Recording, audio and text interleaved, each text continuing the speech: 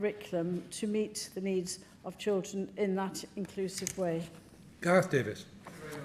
I'd like to call for a statement, please, from the Cabinet Secretary for Health and Social Care this afternoon, following a deeply troubling account shared on social media based on someone's A&E experience at Ysbyty Glan Clwyd in recent days.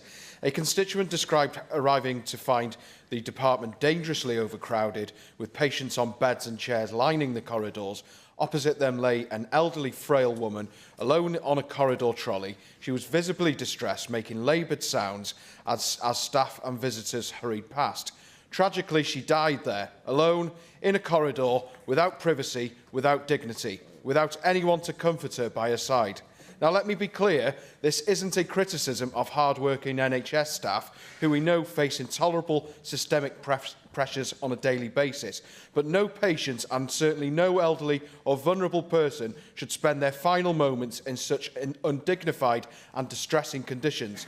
Corridor care is cruel, inhuman. It is not befitting of us as a developed nation. It should have never been normalised, and this incident shows the human cost of that failure.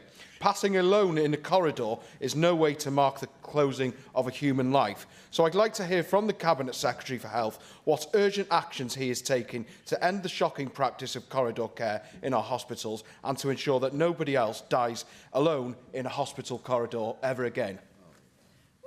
It is very regrettable to hear of that tragic experience and occurrence that you have brought to our attention. Obviously, we can't deal with individual cases, but I'm sure that you have raised this with Betsy Cadwallader University Health Board. I think just in terms of emergency department performance in North Wales, over the last 4 years, £12 million in 6 goals funding has been provided to Betsy Cadwallader to improve urgent and emergency care.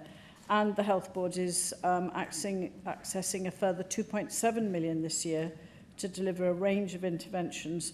And this is about actually enabling a patient to be not just to be assessed, and then for an appropriate care pathway to be agreed for that patient. Of course, we know there is huge pressure on our emergency departments in terms of patient needs and patients presenting themselves.